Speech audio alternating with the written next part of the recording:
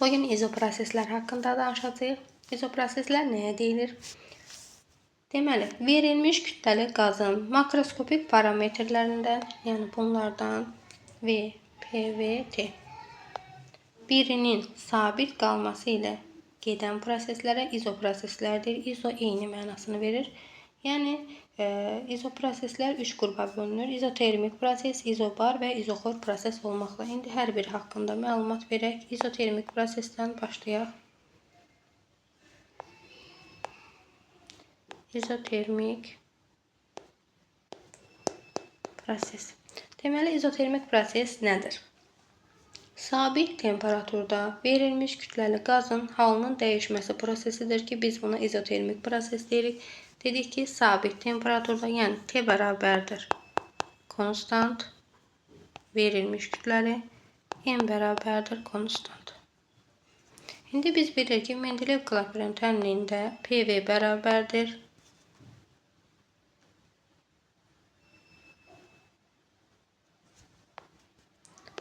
kiçik M bölünsün molyar M RT ifadəsini bilirik. Çünki bu Mendeleev-Klapen tənliyidir. Burada baxırıq ki, bizə dedi ki, verilmiş kütləli, sabit temperaturda molyar M eyni qazdan söhbət gedirsə zaten sabitdir. Yəni, eyni qaz üçün molyar kütlə sabitdir və R də universal qaz sabitdir. Bu da zaten sabitdir. Biz baxırıq ki, bərabərliyin sağ tərəfi bizə sabit bir ifadəni verir. Onda deyə bilərik ki, PV hasili bizə konstantdır. Və buradan da görürük ki, P ilə V bir-birinə tərs mütənasib kəmiyyətlər, yəni nisbət yaza bilərik. P1 bölünsün P2 bərabərdir V2 bölünsün V1 ifadəsini aldıq. Və bu nisbət bizə izotermik proses üçün Boyle-Mariotte qanunun ifadəsini verir. Boyle-Mariotte. Deməli, bu nisbət bizə Boyle-Mariotte qanunun ifadəsini verdi. Daha sonra izotermik prosesdə kinetik enerji də sabit olur. Kinetik bərabərdir konstant. Hardandır desək, biz bilirik ki, kinetik enerjinin düsturu kinetik bərabərdir 2-də 3 KT ifadəsidir. Burada K Boltzmann sabitidir, yəni sabit bir ifadədir. T izotermik prosesdən danışdığımız üçün sabitdir. Kinetik enerji də ona görə sabit olacaq. Çünki bərabərliyin sağ tərəfi sabitdirsə, onda kinetik enerji də sabit olmalıdır. Yəni bərabərliyə görə. Deməli, izotermik prosesdə T sabit oldu. Kütlə zaten sabit idi. Bir də əlavə olaraq kinetik enerji də sabitdir. Daha sonra qrafiklərə baxaq. İzotermik proses üçün kiçik çəkim ki, yer olsun.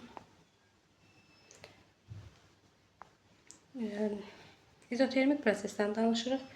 İlk növbədə nisbət üçün yazaq. P ilə V-nə baxaq. Dedik ki, P ilə V necədir? Tərsdir. Daha sonra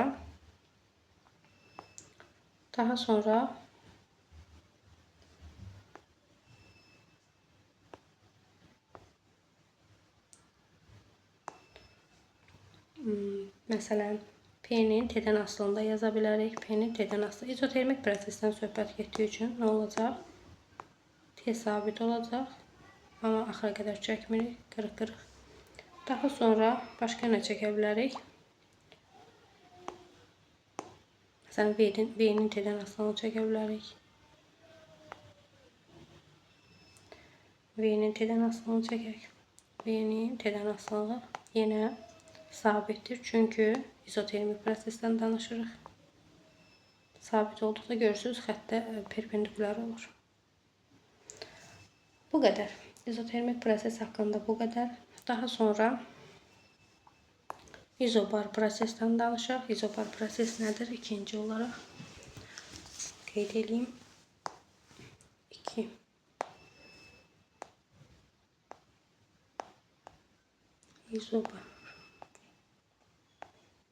İzobar proses.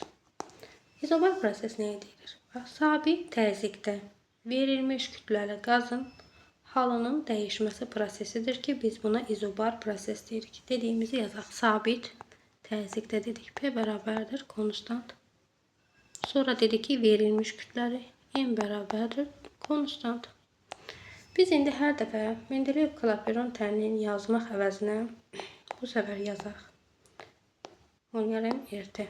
Biz bilirik ki, bu üçü bir yerdə bizə zaten hər dəfə sabit verir. Ona görə hər dəfə bu ifadəni yazmaq çətinlik olduğundan biz bu şəkildə də yaza bilərik. PV T ilə mütənasibdir. Və yaxud belə də yaza bilərik. PV bölünsün T bərabərdir və ya konstant. Yəni necə sizə rahatdırsa o şəkildə yaza bilərsiniz. Yəni bu şəkildə də yazmaq olar konstant. Hansı sizə rahatdırsa, yəni hər dəfə bu sabit kəmiyyətləri yazmaq yorucu olduğuna görə, yəni asılılıqlarda, mütənasiblərdə bu şəkildə yazmaq daha əlverişlidir. Keçək, izobar prosesdə qalmışdıq. Dedik ki, P sabitdir. İndi biz buradan, məsələn, P-ni tapsaq, nə olacaq bizə? P-ni tapsaq, T bölünsün V ifadəsini almış oluq, elə deyilmi? Və onda dedik ki, bu da sabitdir. Onda T ilə V nisbəti bizə nəyi verir? Sabit bir kəmiyyət verdi və görürük ki, T ilə V düz mütənasib asılıdır. Ona görə T1 bölünsün T2 bərabərdir V1 bölünsün V2 ifadəsini yaza bilərik. Və bu ifadə bizə izobar prosesdə Gay-Lussac qanununu verir. Deməli, dedik ki, T bölünsün V ifadəsi sabit kəmiyyətdir və bu nisbət bizə Gay-Lussac qanununu verir. Daha sonra qrafik keçidlərinə nəzər yetirək. Nə yaza bilərik? İlk növbədə nisbət üçün olanı yazaq. T-dən V-dən, məsələn, T-nin V-dən.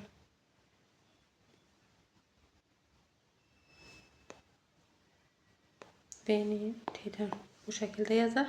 Necədir dedik? Düz mütənasibdir. Qeyd edək. Düz mütənasibdir. Daha sonra, məsələn, səliqəli olsun.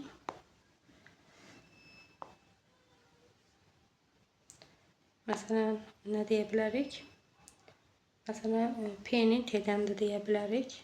P-nin T-dən də deyə bilərik. Bu zaman izobar prosesdən danışdığımız üçün deyəcəyik ki, necədir? İzobar prosesdə sabit idi də bu şəkildə. Və yaxud P-nin V-dən də yaza bilərik. Yazaq onu da.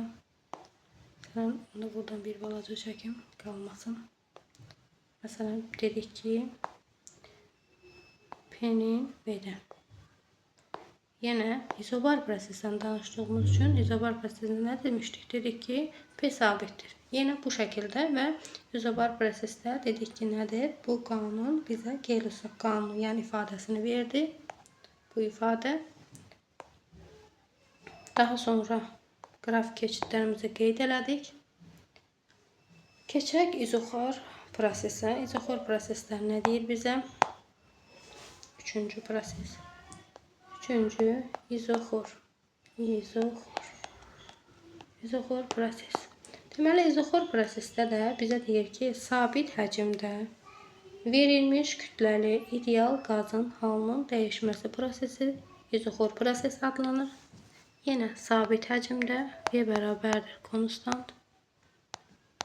Yenə M bərabərdir konstant.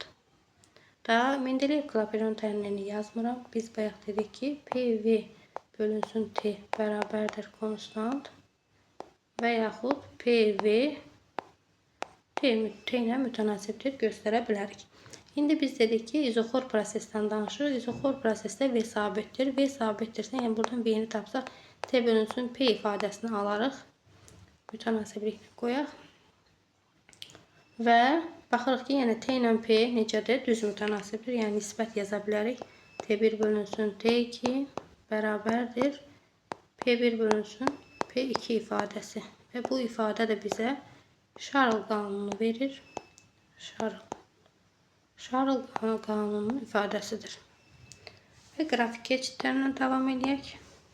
Məsələn, ilk növbədə T-nin P-dən asılılığına baxaq. P-nin T-dən asılılığına baxaq. Dedik ki, necədir? Düz mütənasibdir. Ona görə bu şəkildə. Daha sonra Məsələn, P-ni T-dən yazdıq. Məsələn, P-ni B-dən yaza bilərik. Deməli, P-ni V-dən. Şarl qanununa danışırıq, elə deyilmi? Şarl qanununda dedik ki, nədir? V sabitdir. Ona görə bu şəkildə perpendikulyar. Daha sonra